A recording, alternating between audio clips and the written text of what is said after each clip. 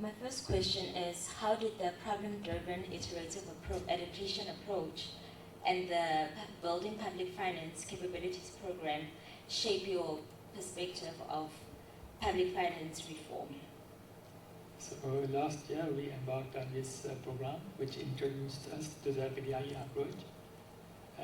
In the PDIE approach, we learned that in order to solve complex public finance reforms and problems, we have first to understand the problem and why it matters, and also use data to find the causes of the problem, understand the causes and the local context.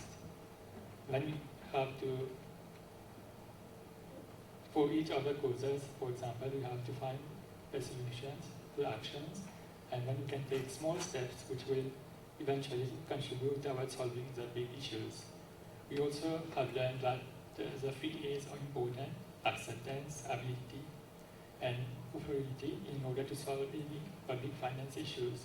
Without any one of these, it will be very difficult to achieve our objectives.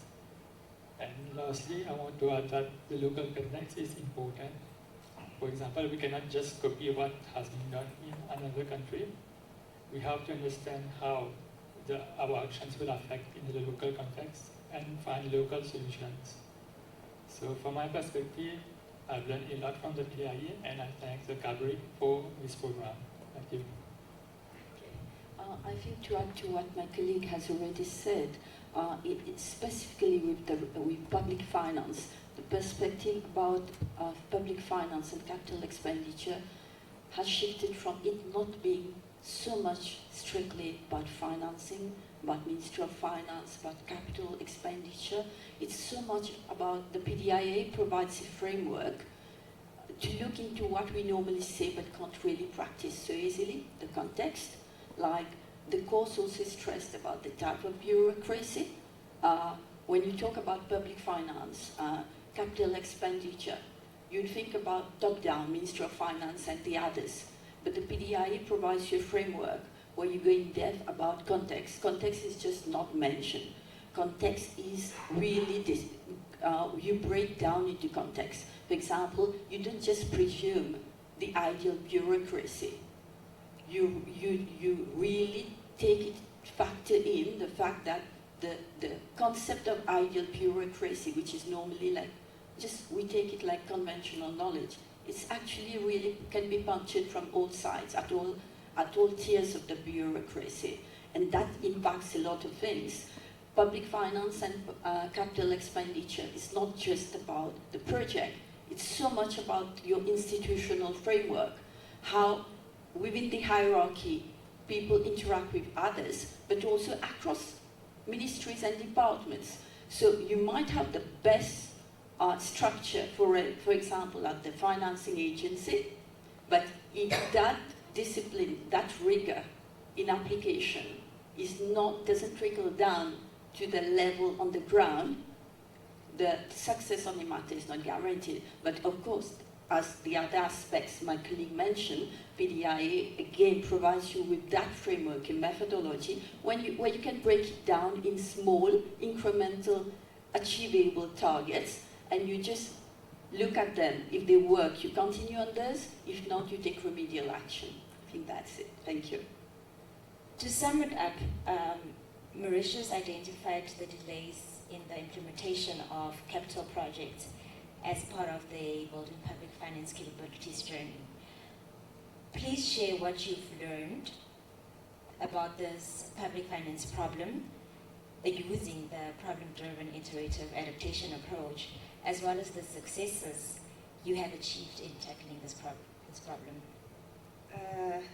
In the beginning, when we started the program and we started talking in the Ministry of Finance, I mean, we had to have the buy-in of people in the Ministry of Finance. And while we were talking about the under-expenditure and under-implementation of capital projects, everyone was aware that the issue was there, but it was just a lack of commitment, or I would say that something to push them to reflect on how we're going to solve that issues.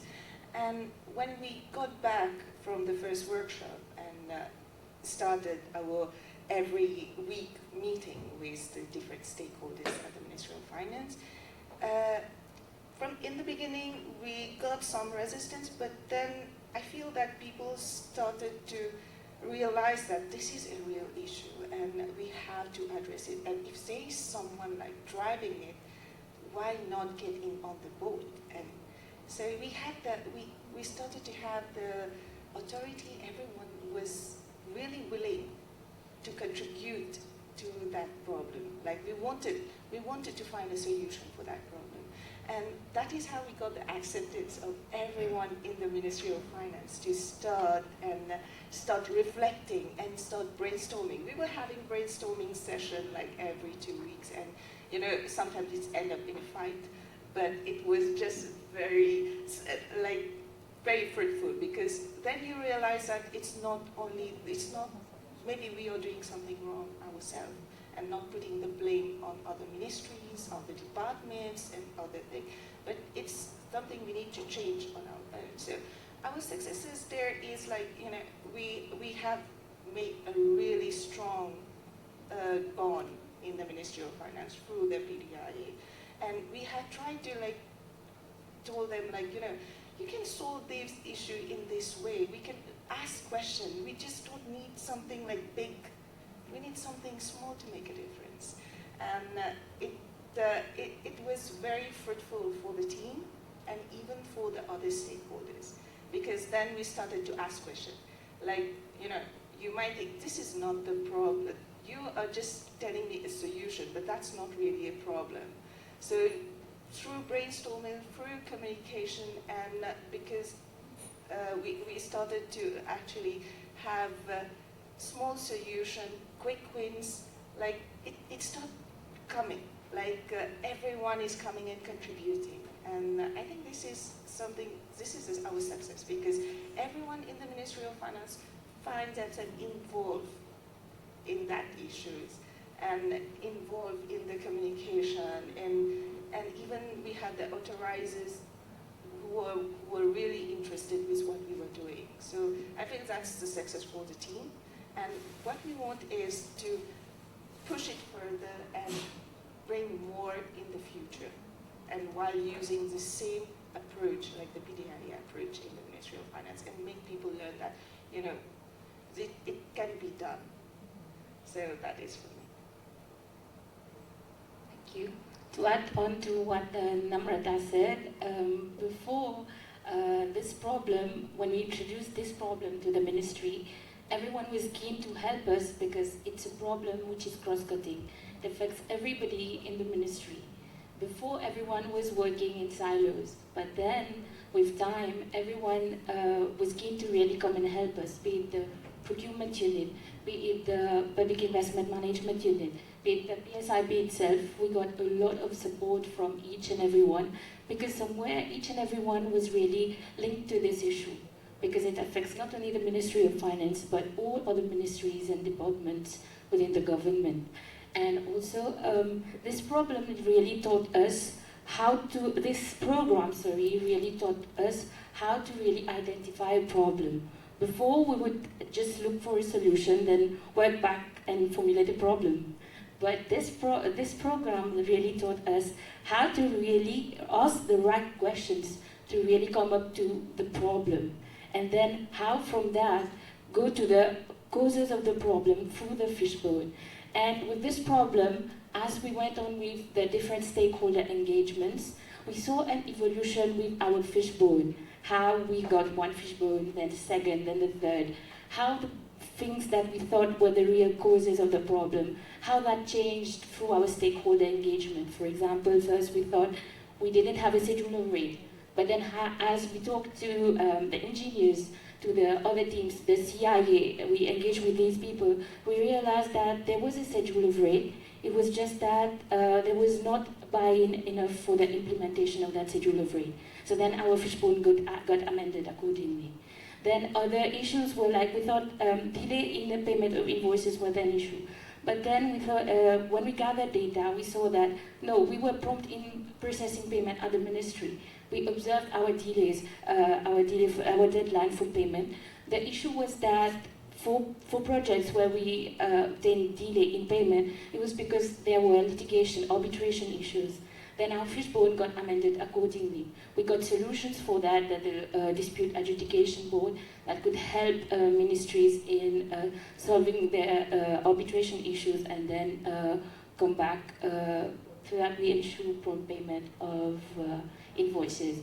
And also, what we learned from this program is that any problem, any solution has to be tailor-made in the local context. Is like, for example, we had the 5-case model at the ministry. They wanted to implement that model, but then we talked to them. We told them that it is a good initiative, but it should be something that is tailor-made to our context. It should be something where you get the buy-in of all the stakeholders, where all the people who are going to use this model for assessment, they feel that they can use the model, is easy enough for them. It's not like you just take best practice from another country and come and replicate it here. And they really welcomed our idea, and they are really improving on the model, on the manual, getting stakeholder views on that before really launching the document. So I think it had a positive impact on us in terms of personally, professionally as well, because we have been able to understand the problem better, the causes, and the actionable solutions, which they are on track. We are going to really implement some of them soon. And also, we have been able to really bring that change in mindset at the ministry in terms of having that collaborative approach to solving issues, in terms of also ensuring that whatever policies we are bringing, they are tailor-made to our context, in our environment, rather than just best practices. Mr. Buchoo, it is clear that the identified problem statement is a relevant issue in Mauritius. According to you, what is the relevance of this problem statement in the country? Thank you for those questions. The team is tackling the issue of expenditure and low innovation rate in capital projects, a problem we are facing during the last 3 or 5 years.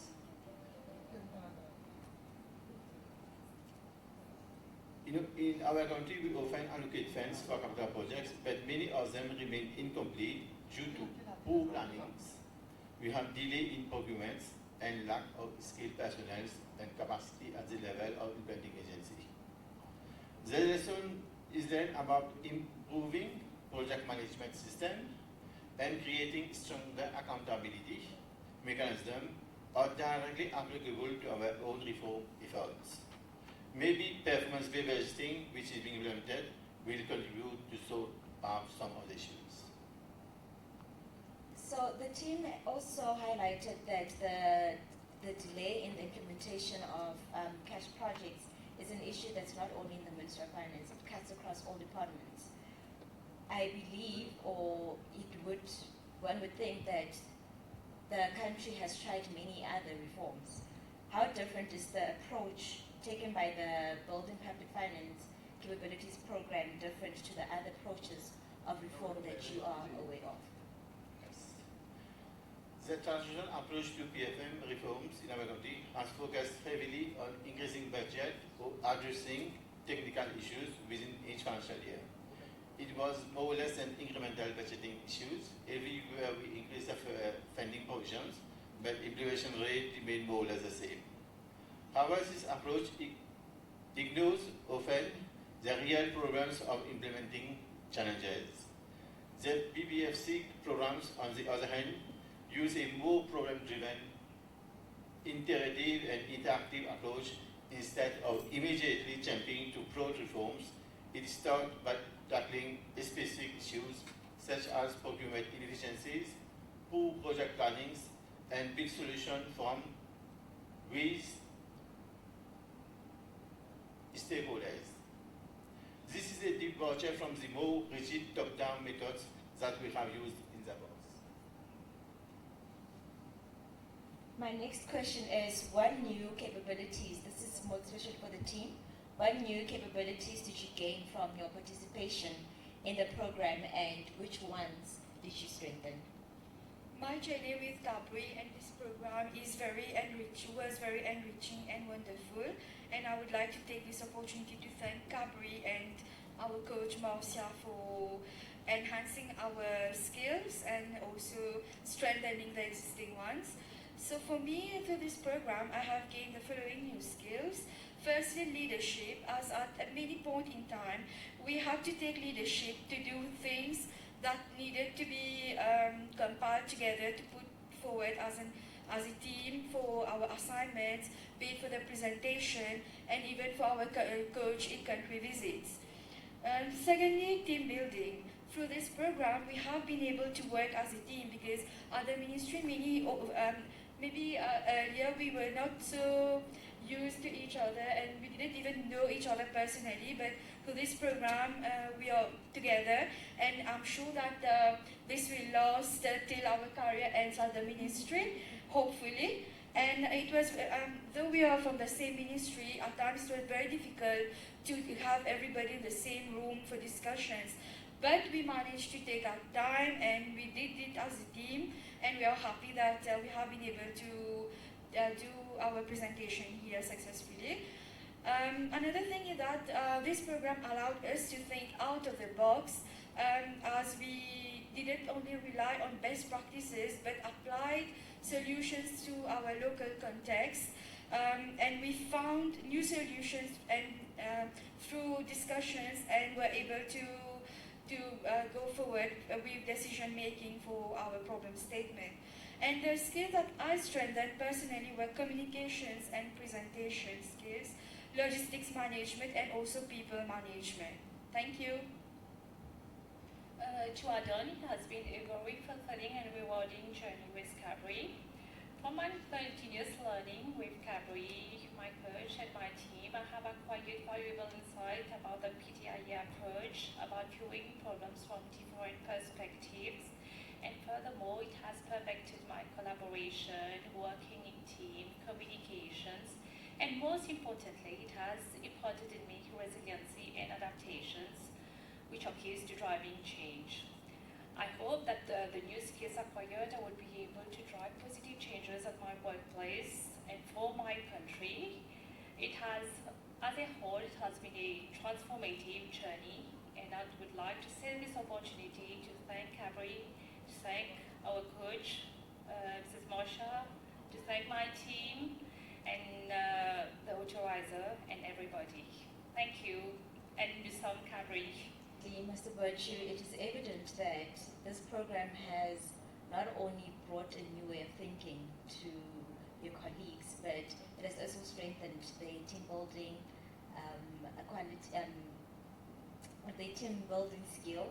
It has also brought them together. As stated before, they say that now they believe that they've established relationships that will continue for now and from now into for a very long time, which states that this is the program marks.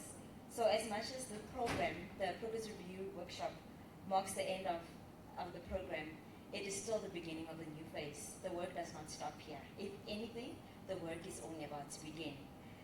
And I believe that the team will continue tackling the public finance program. My question is, what does the team aim to achieve over the coming months? And will the ministry support the future initiatives, considering that Capri will no longer, as much as we're still there to advise and offer support, but we are no longer there forcing you to hold those meetings. So it is now up to you to continue with the reform. So will the ministry continue to support the future initiatives? Definitely, since we are here today, before embarking on any projects, we will start and definitely will complete it and will continue to benefit from success. Moving forward, the team plans to expand the work on other projects also, project innovation across additional sectors. They are focused in scaling down the monitoring system we piloted, which is presented as EPRIS.